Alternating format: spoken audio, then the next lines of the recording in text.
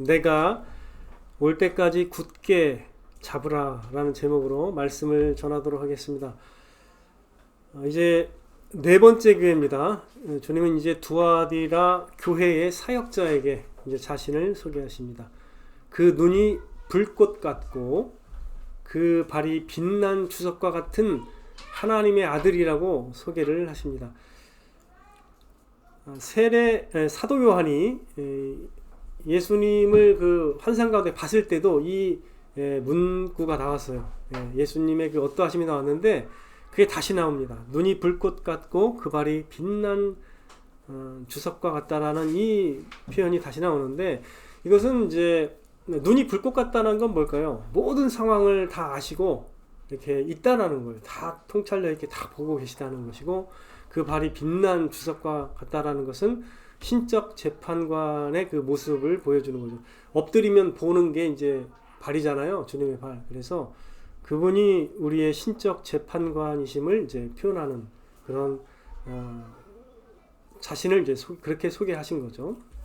게다가 하나님의 아들이라는 표현을 처음 쓰십니다. 요한계시록에 하나님의 아들이라는 표현은 여기에서 처음입니다. 예수님이 좋아하시는 표현이 인자죠. 인자. 사람의 아들이라는 표현을 좋아하시는데, 그건 이제 어떤 의미냐면 구약 성경에서 오실자로 표현된 분이 사람의 아들, 인자의 모습으로 오기 때문에 인자라는 게 다니엘에서도 표현되어 있죠. 그죠? 그걸 이제 그래서 그게 사람의 아들이라는 표현이 꼭 어떤 예수님의 인성을 가지신 모습이다라만 그런 부분만 가르치는 건 아니에요. 그게 이제 오실자를 의미하는 표현이기도 하지만, 그럼에도 불구하고 여기에서는 이제 인자라는 표현을 안 쓰시고 하나님의 아들이라는 신적 권위를 더 드러내는 말씀을 하셨어요. 예수님의 신성이죠. 하나님의 아들 되심을 선포하시면서 재판관으로서의 이미지를 그들에게 이제 강조하고 계시는 거죠. 자, 주님이 자신의 모습을 어떻게 소개하느냐는 그들에게 어떻게 다가가시겠다라는 것을 예상하게 하는 거죠. 근데 이 모든 편지 중에서 두아디라 교회에 보내신 편지가 가장 길어요. 그리고 권면하신 말씀이 가장 강렬하고 엄중합니다. 그죠? 그러니까 이게 이 예수님의 그 이미지가 이렇게 이제 소개되는 것이죠. 이것은 주님께서 두아디라 교회에 엄위하신 심판주의 모습으로 다가가셔서 말씀하시겠다라는 것을 이제 예상하게 하는 것이죠. 자, 7 도시 중에 이제 두아디라 교회는 사실은 그 정치적, 문화적으로 좀 소외된 도시입니다. 이제 금속과 직물을 취급하는 그런 산업 도시였어요. 산업과 그 상업 도시. 사도행전에서 여러분 잘 아시는 그 루디아 있잖아요. 루디아가 빌립보에서 이제 바울이 이제 루디아를 만나는데, 그 루디아의 고향이 두아디라입니다. 두아디라 자주장사라고 했습니다. 자주장사가 옷감 파는 사람이거든요. 그래서 자주장사했는데, 그러니까 이제 의복 같은 거, 직물이 여기서 이제 발달했던 거죠. 상인들이 많이 있었다고 해요. 그때 당시. 그래서 길드, 조합 같은 게 많이 있었는데, 이 모든 직종에 종사하는 이 직종에 있던 그 모든 사람들은 길드로 결속되어 있었고, 주기적으로 그 자신들의 수호신을 이제 찬미하고 또 그런 축제 행사가 자주 있었다고 합니다. 그리고 당시 빈번하게 일어났었던 그 신전에서의 그 음행하는 문화가 이쪽에서도 많이 있었다고 그래요. 두아디라 교회. 그래서 자, 그 다음에 이제 우리 한번 말씀을 더 내려가 보면, 이제 19절에 보니까 이제 칭찬을 먼저 하세요. 칭찬은 딱 한 줄입니다. 그들의 그들에게 칭찬을 하시는데, 19절에 보니까 내가 내 사업과 사랑과 믿음과 섬김과 인내를 아노니 내 나중 행위가 처음 것보다 많도다. 요약하면 뭐냐면, 네가 처음보다는 나중이 더 그 좋은 행실이 많이 있었다라고 이렇게 인정해 주셨어요. 그 네 가지가 뭐냐면, 처음에 사랑의 행실이 있었다는 거고, 첫 번째 사랑, 두 번째 믿음이 떨어지지 않았다라고 이렇게 칭찬하셨고, 세 번째가 뭐냐면 섬김의 행위가 있었다는 거예요. 섬기는 삶이 있었고, 마지막이 뭐냐면 그리고 또 인내도 했다라는 거예요. 예. 이 두아디라 교회가 전반적인 그 어떤 평가가 이래요. 처음 행위보다는 나중 행위가 더 좋다라고 말씀하셨죠. 자, 이것은 우리가 그 한 교회를 좀 생각나게 하죠. 어떤 교회가 좀 생각나나요? 에베소 교회는 굉장히 그 훌륭한 교회이긴 했는데 처음 사랑을 잃어버렸는데, 여기는 그래도 그렇지는 않았어요. 나중 행위가 더 많다고 했으니까 적어도 그렇게 사랑이 이게 줄어들지는 않았다는 것을 여기서 알 수가 있는 것입니다. 그런데 이제 20절부터요 쭉 그 예수님께서 그들의 책망할 내용을 말씀하시면서 경고하시는 말씀이 많아요. 굉장히 깁니다.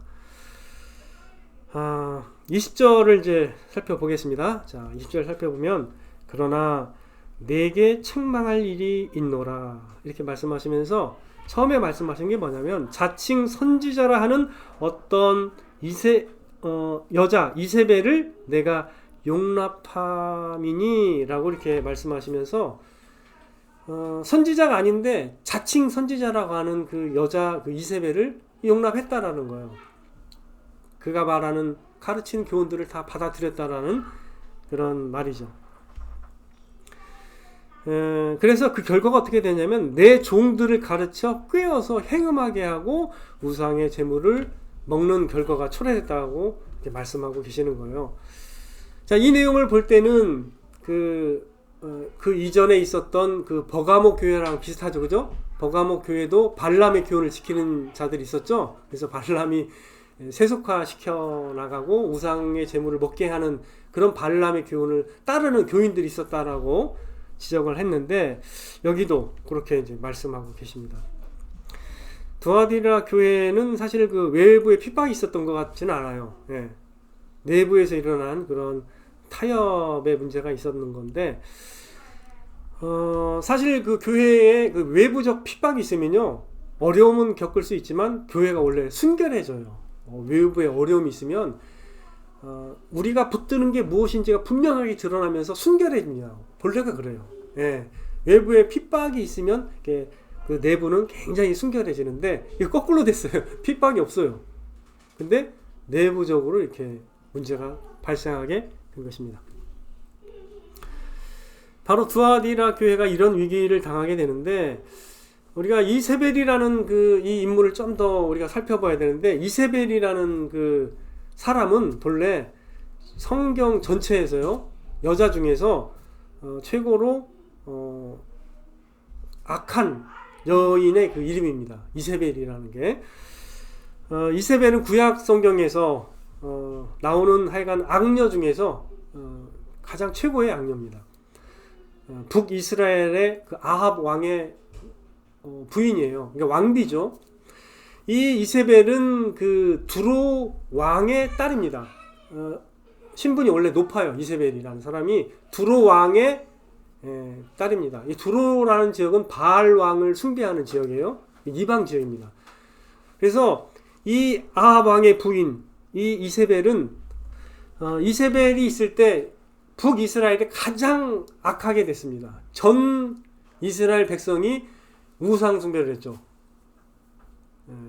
아세라 신도 섬기고 바알 신도 섬겼어요. 그래서 바알 선지자하고 아세라 선지자가 850명이 있었습니다. 선지자라는 사람이 850명이. 보통 한 나라에 선지자가 이렇게 별로 없잖아요. 근데 바알과 아세라 섬기는 그 제사장과 선지자들이 그렇게 많이 있었던 거예요. 그래서 이때 이제 온 그 이스라엘이 우상 숭배에 빠지니까 하나님이 이때 심판하셨어요. 심판하셔가지고 바알 선지자, 아세라 선지자 다 정리하고, 누구까지 정리했냐면 이렇게 이스라엘 백성을 유혹했던 이세벨을 정리하시는데, 성경 역사상 가장 비참하게 죽임을 당한 사람이 누구냐면 이세벨입니다. 이세벨이에요. 개가 이 사람의 살을 다 뜯어먹었어요. 그렇게 죽게 하나님께서 심판하셨어요. 위에서 던져가지고 아예 그냥 난장판 대고 거기서 그 다음에 이제 개가 다 뜯어먹었어요. 그렇게 그녀의 죽음이 기록됐어요, 성경에. 그렇게 비참하게 죽임을 당한 사람이 이제 이세벨인데, 이 선지자 이름이 사실 이세벨이었겠느냐? 그렇지 않아요. 이 선지자 이름은 따로 있어요. 근데 주님께서 그 사람을 그렇게 이세벨과 같은 사람이라고 칭해서 이렇게 부르시는 거예요. 이 사람은 이제 원래 여자기 때문에 여잔데 이제 자기가 자칭 선지자라고 했습니다. 성경에서 여잔데 선지자라고 하는 사람이 스스로 막 이렇게 선지자라고 말하는 경우가 거의 없어요.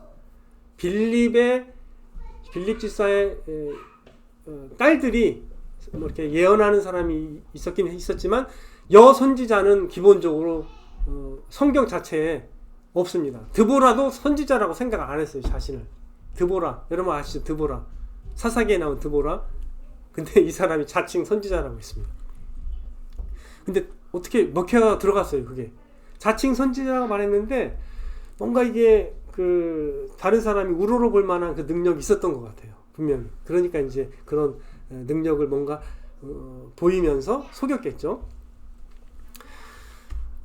그래서 이제 주님께서는 이 여자를 그렇게 이제 이세벨과 같다라고 생각하시면서 여자 이세벨이라고 이렇게 칭하시면서 굉장히 이거를 용납한, 교회가 이 사람을 용납한 것을 굉장히 악한 것이라고 판단을 하고 계시는 것이죠.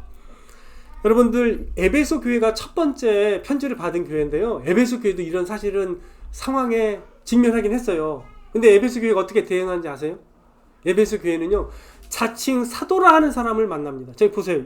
에베소 교회 2장 2절에 나옵니다. 자, 에베소 교회는요, 어떤 사람이 있었다고요? 자칭 사도라 하는 사람이 있었어요. 이때 당시 예수님의 제자들도 사도였고 사도 바울도 사도였기 때문에 사도라고 말하는 게 더 권위가 있었던 건 사실이에요. 그래서 자칭 사도라는 사람을 어떻게 해요? 시험해가지고 그 아닌 걸 드러냈다고 했죠. 에베소 교회는 교리적으로 탄탄해가지고 악한 자도 용납지 않았다고 얘기 나옵니다. 2장 2절에 한번 보세요. 악한 자를 용납하지 않았다라고 기록되어 있죠. 그리고 자칭 사도도 시험해서 그걸 잘못된 걸 드러냈다고 표현되어 있습니다. 그러나 대조적으로 두아디라 교회는요, 사랑이 많았는데 관용으로 품어버렸어요. 그러니까 그냥 품었어요. 이 여자도 품어버렸어요. 품어가지고 이 여자가 거짓된 걸 막 가르치고 할 때 그걸 다 품어버린 거죠. 영적 분별력이 없었습니다. 그래서 이 거짓 선지자인 여자 이세벨을 용납하고 그가 전해준 가르침에 빠져가지고 결국 음행과 우상숭배에 빠지게 돼요. 근데 문제는 뭐냐면 사역자들도 그렇게 빠집니다. 에베소 교회는 뭐 그런 요동도 없었는데, 그리고 버가모 교회는 사역자는 그렇게 빠지지 않았거든요. 발람의 교훈에 빠지지 않았어요. 근데 여기는 사역자가 아예 그 교훈에 빠져버렸습니다. 그래서 심각한 문제가 된 거죠. 내 종들이 속임을 당해서요, 음행하고 우상숭배했다라고 기록하고 있습니다. 성도들은 물론이고요. 그래서 이 거짓 가르침에 속아서 세속화되고 음행에 빠진 이 두아디라 교회는요, 2세기 말에 사라졌어요. 2세기 말에. 그래서 일찍 사라졌습니다. 이 7교회 중에서 일찍 사라졌어요. 자, 이 자칭 선지자 이세벨이 이단적 교리를 설파했는데 아마 이런 교리를 설파했을 거라고 추정이 되는데, 뭐냐면요, 그게 그때 당시 유행했던 이런 교리인데, 영만 깨끗하면요, 육체는 더럽혀져도 괜찮다라는 거예요. 즉, 영이 깨끗하면 육체는 더럽혀져도 괜찮다라는 육 이원론적 사고를 갖고 있었어요. 이게 사실은 헬라 철학의 그 영향이기도 해요. 헬라 철학이 그런 관점을 갖고 있었습니다. 영혼이 순결한 거고 육체는 그냥 이 현상이기 때문에 더럽혀져도 괜찮다, 이런 생각을 했어요. 악한 것이다. 더 순전하고 깨끗한 거는 정신이다, 이렇게 본 거예요. 영혼이다. 헬라 철학이 그랬고 영지주의 이단도 그랬어요. 그런 걸 가르쳤어요. 영지주의도. 그래서 두아디라 교회 일부 그리스도인들이요, 약간 그런 교훈에 귀를 기울이고 있었던 것 같아요. 그래서 마침 그 자칭 여선지자가 와가지고 음행해도 상관없다. 음행하고 너네들이 우상숭배 잼을 먹어도 그게 무슨 상관이냐. 네 영혼이 구원받았는데 죄사함을 받고 네 영혼이 구원받았는데 무슨 상관이냐. 괜찮다. 즐길 거 다 즐겨라. 오늘날 이 교훈이 어디하고 비슷해요?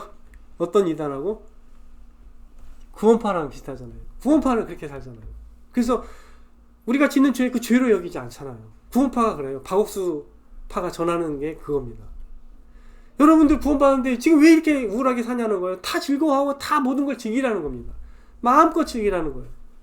그래서 그들의 현실과 그들의 이상이 이제 괴리감이 엄청 있는 거죠. 신앙과 즉 삶이 괴리감이 엄청 커지는 거죠. 근데 그걸 어떻게 해결하느냐? 이렇게 영육 이원론으로 해결하는 거예요. 아, 육은 더럽혀져도 괜찮다. 이 생각을 갖게 되면 내가 죄를 지은들 구원 안 받을 이유가 뭐가 있냐. 내 영혼은 이미 구원 받았는데 이렇게 생각하는 거죠. 그래서 이중인격자가 나온 것이고 이단에 빠져서 삶이 이상해지는 거죠.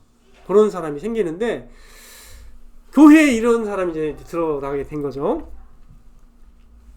그래서 왜 이단에 빠진 사람들이 그렇게 삶의 괴리가 있는데 그걸 어떻게 해결하는가 이렇게 연구를 해보면 이런 게 있어서 해결을 하는 거예요. 네. 이미 나는 구원 받았는데 내 더럽혀져도 이미 더럽혀진 육체 이건 괜찮다 이렇게 보는 거예요. 그래서 그러한 괴리감을 그렇게 해결하고 있는 것이죠. 특별히 이제 이 이세벨은 그런 가르침을 먹혀들게 할 정도의 어떤 외적 그런 능력을 좀 가졌던 것 같아요. 예를 들어볼게요. 오늘 뭐 오래되진 않았는데 한 20-30년 전에 우리나라에 엄청난 그 교회의 바람이 불었습니다. 할렐루야 기도원에 가면 모든 병이 다 낫는다. 이런 어떤 소문이 엄청 퍼졌습니다. 혹시 청량리에 가시면은 큰 그 자동차로 해가지고 TV로 막 나오면서 고침 받는 모습 막 그 보신 적 있으세요 혹시? 청량리 예전에 자동차 TV로 막 광고하고 다녔거든요. 저는 많이 봤는데 청량리에서 제가 고등학교 때 제가 다닌 그 교회도 사실은 건전한 교단이거든요. 합동교단이 저희랑 똑같아요. 근데 그 교단에서 고등학교 1학년 때 그 숫자 많은 한 300명 되는 200-300명 되거든요. 저희도 그 중고등부가 거기 다 데리고 거기 갔어요. 그 할렐루야 기도원에 장성에 있는 전라남도 장성까지 가가지고 이렇게 할렐루야 김계화 전도사 설교 듣고 했는데 그때 당시도 너무 이상했어요. 저한테는 막 너무 이상하고 이게 뭔가 이게 일치되지 않는 그 영이 그래가지고 박수만 치다 온 것 같은데 하나도 뭐 딱 하나 기억 남는 것은 그거예요. 내게 오라 이런 말씀 하나 하고 앞에서 이렇게 고치는 신용을 하는 거예요. 유방암 걸린 사람 그때 실제로 손톱으로 막 긁고 막 이런 거 피 뭐 이런 걸 보여줘요. 근데 멀리서 보기 때문에 우리가 멀리서 보기 때문에 아 막 고쳐지는갑다 이런 생각을 들 정도로 이렇게 굉장히 현혹되는데 중요한 건 뭐냐면 이 사람이 실제로 가르친 교리는 다 이단 교리예요. 이단 교리인데 자기가 거기서 생수를 팔아요. 근데 엄청 비싸게 팔아요. 이 물을 먹으면 병이 낫는다 이렇게 가르칩니다. 그냥 물을 팔아요. 그 자기가 만든 요만한 그 100원짜리 동전은 이거는 엄청난 이걸 받아가면 엄청나게 뭐 부자 된다 이런 식으로 이렇게 하고 그 다음에 뭐 여러 가지를 이제 가르치는데 거기에서 6년간은 사역했던 사람이 나중에 고백해서 이제 하는데 이 사람이 뭐 남산 도깨비 무당과 의형제를 맺었고 이 사람의 그 성령 수술은 사실은 속임수고 주술행위고 헌금 갈취가 많아요. 그러니까 헌금을 해결해서 다 본인이 이제 재물을 이제 갈취하는데 그 다음에 뭐 거기에 봉사하는 사람이 많았었거든요. 그때 당시도. 근데 그 사람들 노동력을 뭐 창취하고 뭐 그 다음에 한약을 불법으로 제조하고 판매하고 뭐 이런 생수 장사 이런 거 많이 하고 뭐 유부남과 불륜도 맺었다라고 증언하고 뭐 이렇게 했는데 근데 나중에 이 사람은 하여간 뭐 교리 자체가 그냥 잘못된 게 많아요 사실. 그래서 그게 이제 발견돼가지고 이제 뜸해졌는데 거의 이제 그게 20년간 20-30년간 반짝하다가 줄어들었어요. 지금은 어떻게 되는지 저도 잘 모르겠는데 대부분 이제 그렇게 이단들이 그렇게 많이 그 설쳐됩니다. 이 사람만 있었던 게 아니에요. 예, 여러 사람이 있었어요. 만민교회, 만민중앙교회 이재록도 있었고, 이초종 목사도 있고, 그다음에 박태선 신앙촌, 신천지, 통일교, JMS, 정명석. 자기가 구주라고 했습니다. 자기가 세이비어. 그래서 경희대에서 막 몇천 명이 모이는 거, 저는 그것도 봤고, 예.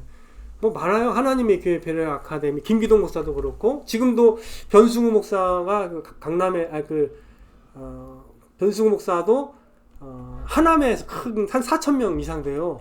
거기도 그렇게 얘기해요. 믿음으로 구원받는다. 이것은 사탄의 교리다. 이렇게 얘기합니다. 예. 주일 성수 안 하고 11조 안 하면은 구원 못 받는다. 이렇게 얘기합니다. 여러분 어떻게 해요? 주일 성수를 못했어. 받은 구원을 잃어버립니까? 그 사람은 그렇게 가르칩니다. 받은 구원도 잃어버려진다 이렇게 가르친다는 거예요. 근데 그 교리에 그렇게도 많은 사람이 지금도 그게 진짜인 줄 알고 믿고 있다는 거예요. 예, 변승우 목사라고.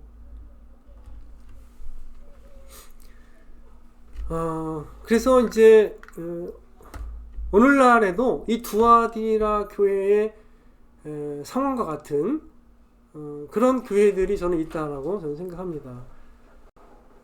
물론 노골적으로 교회가 우리 뭐 건전한 복음주의 교단들이 그렇게 음행하고 우상숭배하지는 않아요. 하지만 JMS 같은 경우는 교주가 아예 그냥 그런 음행을 이렇게 합니다. 그래서 자신과 그렇게 연합을 하면 그게 마치 구원으로 인도되는 것처럼 얘기를 해서 젊은 순결한 처녀들을 다 이렇게 했죠. 그래서 이제 감옥에 갔는데, 근데 지금도 JMS가 있어요. 강건해요. 놀랍죠? 그리고 김기동 목사도 그렇게 됐죠. 김기동 목사 아세요? 예, 그 김기동 목사 그 교단도 꽤 커요. 큰 교단인데 거기도 그러고 이재용 목사도 그렇게 했습니다. 그래서 깜빵 갔죠. 대부분 다 이상한 교리를 가르치는 사람들이 꼭 자기의 이익을 위해서 그렇게 사람을 이렇게 이용해요. 그리고 좀 뭐랄까 도덕적으로 타락하게 만듭니다. 그런 교회가 있어요. 여러분들 그 사교라고 얘기 들어봤어요? 사악한 그런 어떤 교단도 사교라고 하는데 그런 종교 집단이요 각 나라에 많이 있어요. 여러분이 잘 몰라서 그렇지. 사교라는 그런 굉장히 음란한 그 모임을 가지면서 그렇게 또 종교 행위를 하는 데가 있습니다. 실제로 고린도 교회에서 여사제가 1000명이 있는 데가 있어요. 아프로디테 신전인데 그 신전에는 여자 사제가 1000명이 있어요. 그 당시 사도 바울 당시 1000명.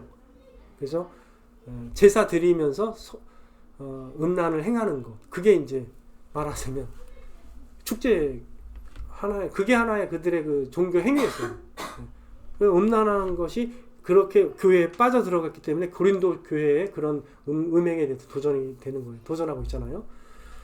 그래서 그게 사도 바울 당시에도 어떤 음행이나 이런 게 굉장히 강했었고, 사도 바울이 그렇게 도전했었는데 30년 후에 이렇게 됐잖아요. 그죠?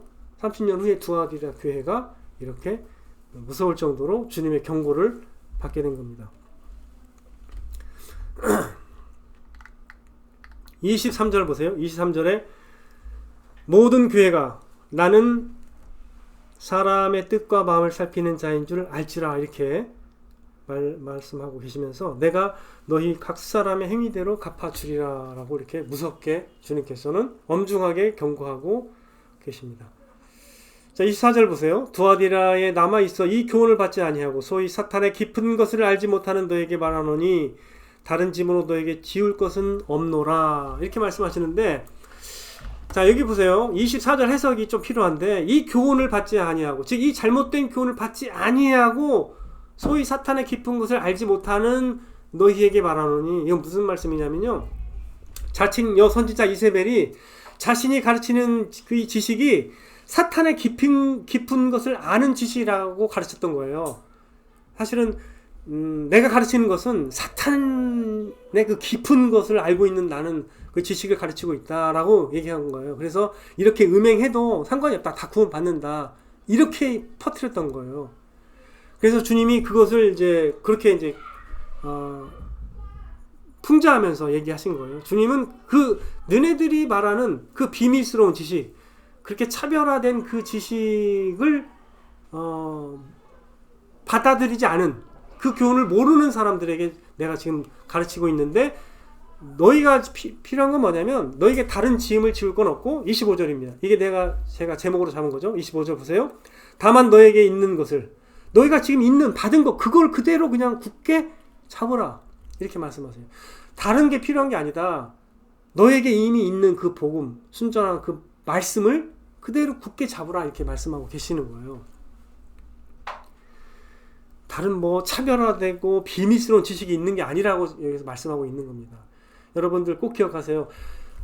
진짜 예수님을 믿으면요, 성령의 조명하심을 받아요. 그래서 성경 볼 때, 이게 성경을 보면서 하나님의 말씀을 깨닫게 되죠. 그러면 어떻게 돼요? 저 사람이 앞에서 가르치는 내용이 진짜인지 아닌지 분별할 수 있습니다. 여러분들. 요한 1서 요한 1서에도 나와요. 요한 1서. 기름 부으심이 있기 때문에 너희가 다 알 수 있다. 성령의 기름 부으심을 받으면요, 그게 진짜 참된지 아닌지를 알 수가 있어요. 성경을 가까이 하고 깨달은 사람은 충분히 알 수 있습니다. 물론 다는 몰라도 어느 정도 그 느낌을 감지할 수 있어요. 그래서 이제 성경을 잘하는 사람한테 이제 가서 물어보고 상의하면 본인도 깨닫고 확신할 수 있겠죠. 그래서 이제 주님께서 이들에게 다른 걸 요구하실 게 아니에요. 너희에게 있는 것, 25절이 중요해요. 너희에게 있는 것을 그냥 굳게 잡으라고 말씀하신 거예요. 네. 무슨 뭐 이걸 방어하기 위해서 새로운 무슨 말씀을 주시거나 그러지 않아요. 그냥 있는 것을 굳게 잡으라. 자, 하나의 말씀을 더 이제 참조구절 찾아볼게요. 히브리서 3장 14절 말씀을 찾아보세요. 히브리서 3장 14절 말씀.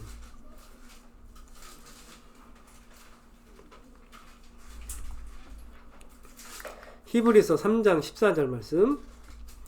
우리 같이 한번 읽어보겠습니다. 시작. 우리가 시작할 때에 확신한 것을 끝까지 견고히 잡고 있으면 그리스도와 함께 참여한 자가 되리라. 이런 의미입니다. 확신한 것을 그냥 끝까지 잡고 있으면 돼요. 우리가 확신한 것, 믿음, 끝까지 잡고 있으면 된다는 거죠.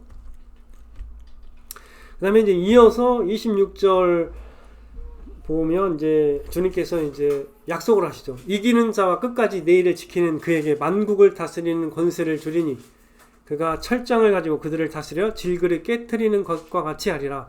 나도 내 아버지께 받은 것이 그러하니라. 내가 또 그에게 새벽벌을 주리라. 이렇게 이제 약속을 주십니다. 끝까지 굳게 잡고 내 일을 지키면 이렇게 내가 너에게 이런 권한을 주겠다라는 거죠. 만국을 다스리는 권한을 주겠다고 이렇게 말씀하셨습니다. 이게 사실은 누구의 권한이냐면 우리의 권한은 아니에요. 이게 주님의 권한입니다. 원래 만국을 다스리는 게. 근데 그거에 동참한다는 의미예요. 우리가 주님의 통치에 우리가 동참하고 만국을 우리가 다스리는 그런 권세를 받은 주님과 함께 통치하게 된다는 거예요. 주님께서 그래서 주님을 근거로 말씀하세요. 새벽별을 그에게 준다고 말씀하십니다. 그죠? 새벽별을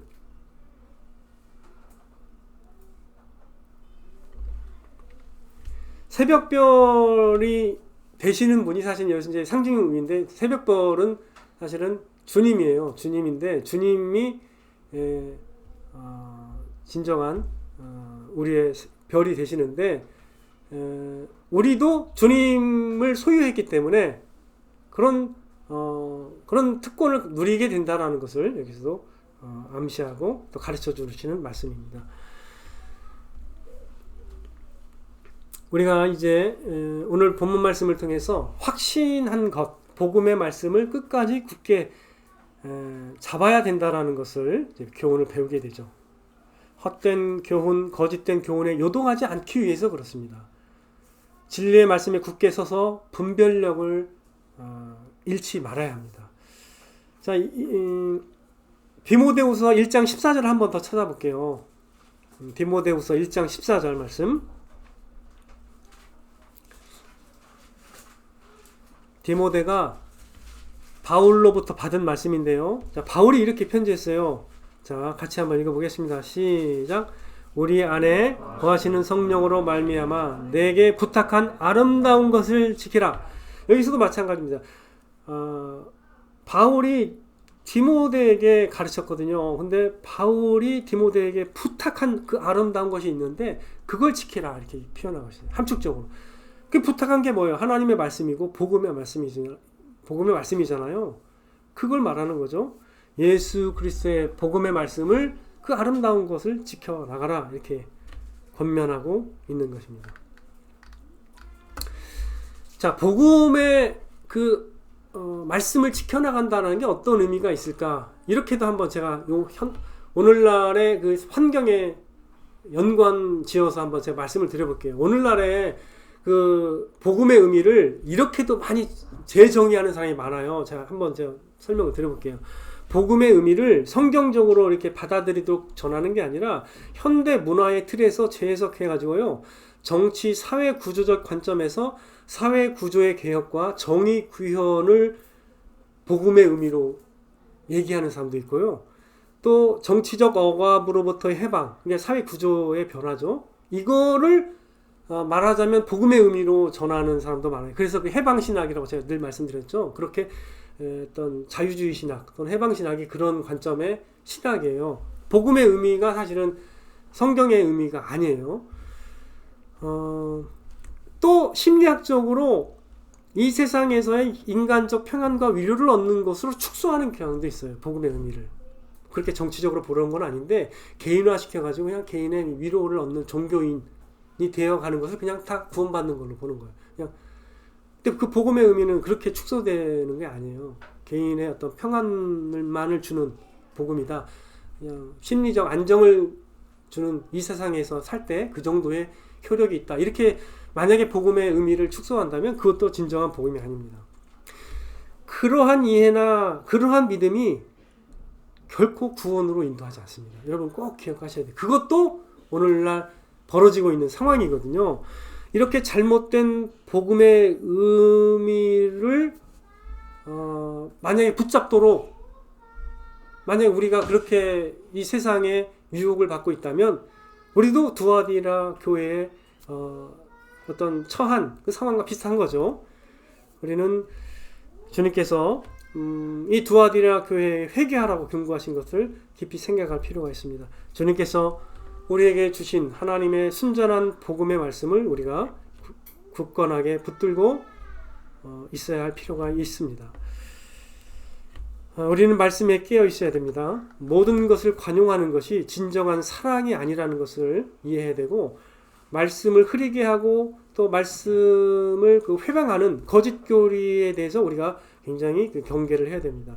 진리의 말씀을 통해서 옳게 분별하고 또 이 세상을 바라보고 인간을 바라봐야 됩니다. 사탄도요 자신을 광명의 천사로 둔갑시켜가지고 그들의 일꾼을 통해서 영혼들을 늑탈하고 있다는 걸 여러분 이해하셔야 됩니다. 디모데후서 3장에 보면 이런 말씀이 있어요. 3장 3절에 4절 때가 이르리니 사람이 바른 교훈을 받지 아니하며 귀가 가려워서 자기의 사욕을 쫓을 승을 많이 두고 또 그 길을 진리에서 돌이켜 허탄한 이야기를 따르리라고 경고하고 있습니다.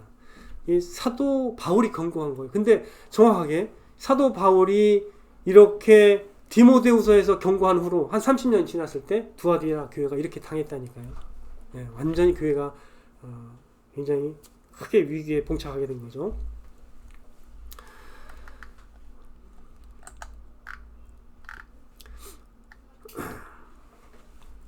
우리가 지금 이제 4개의 교회를 살펴봤습니다. 근데 2개 교회가 큰 혼돈 가운데 이제 빠지게 된 거죠. 버가모 교회하고 이 두아디라 교회가 이렇게 크게 혼돈에 빠졌습니다. 7개로 늘려볼게요. 전체 7개로 늘려보면요. 4개의 교회가 큰 혼란에 빠졌어요. 예, 그러니까 과반수 이상이죠. 누가 봐도 이상해. 사실은 상당히 잘했던 교회가 에베소 교회예요. 사실은 조금 물론 부족한 게 있었지만 에베소 교회 상당히 잘했던 교회고요. 점점 가면서 나중에 교회가 더 심각해집니다. 더 라오디게아 교회가 마지막이거든요. 거기는 그냥 가장 심각합니다. 그래서 지금 4개 중에 2개가 막 심각했잖아요. 7개 중에 4개 교회가 심각합니다. 근데 저는 이게 굉장히 중요하다고 봐요. 전 세계에 있는 모든 교회를 숫자로 셀 수는 없지만 7교회 중에서 4개 교회가 문제가 심각한 거예요. 그렇게 이해해도 괜찮습니다. 제가 볼 때는. 저는 그렇게 생각이 돼요. 저도. 우리나라도 복음이 전달돼서 어느 정도 부흥기를 맞이한 후에 약간 소강 상태에 있거든요. 우리나라는. 그러다 보니까 이런 문제들이 많이 골마 터져 있어가지고 문제가 많이 발견되는 지금 타임이에요. 그래서 교회 문제가 많아요. 여기서 터져, 저기서 터져, 막 계속 터져요. 그게 사람들이 막 억지로 우리를 공격한다고 생각하면 안 돼요. 원래 그들이 우리가 문제가 발견되지 않으면 그렇게 할 수 없죠. 발견되니까 그렇게 욕을 하는 거죠. 그래서 이제 마지막으로 우리가 좀 경각심을 가지고 과연 우리 교회는 진짜 하나님이 보시기에 어떤가, 진짜 순전하게 복음을 믿고 진짜 구원받을 수 있는, 하나님의 나라에 들어갈 수 있는 그런 충성된 자들인가, 아니면 굉장히 세상 가운데 탐심을 가지고 또 우상 숭배의 마음을 가지고 방황하고 있는 교회인가. 이게 결국 나중에는 드러나게 되는 거죠. 그래서 우리도 경각심을 가지고 주님이 우리에게 이렇게 끝까지 붙잡고 승리할 수 있도록 소망을 주시잖아요. 그 가운데서 우리가 소망을 얻을 수 있는 거예요. 드와디라 교회도. 왜요? 주님이 도전하시잖아요. 도전하시면서 어떻게 표현했냐면, 이기는 자와 끝까지 내 일을 지키는 자에게는, 이렇게 약속하잖아요. 이런 놀라운 특권을 주시겠다고 약속하잖아요. 그러니까 소망이 있는 거죠. 그 가운데에도 소망이 있어요. 그 교훈을 받지 않은 사람들이 있어요. 그리고 믿음을 지킨 사람들이 있습니다. 그래서 아무리 우리 교회도 또 우리 나라 한국 교회가 이렇게 많이 부족하다고 느껴져도 그 가운데 훌륭한 분들이 다 있어요. 그게 또 소망이에요. 그 사람들을 통해서 하나님의 일이 계속 진행이 되고 있습니다. 그렇기 때문에 우리가 하나님의 말씀으로 인간과 세계를 바라보는 그 성경적 관점이 분명하게 서야 됩니다. 그래서 저희가 이번에 여름 캠프 때 그런 믿음과 세계관의 출발 여행을 하려고 해요. 그래서 1박 2일이지만 우리 자녀들 그리고 우리들도 약간 이렇게 그런 세계관을 세우기 위해서 하는 것입니다. 성경적 세계관으로 무장되면 이런 것이 가능해요. 분명하게 말씀으로 분별하면서 더 믿음이 좋아질 수가 있습니다. 우리 은혜샘 교회와 성도님들이 이러한 일에 깨어있게 되기를 주님의 이름으로 축원드립니다.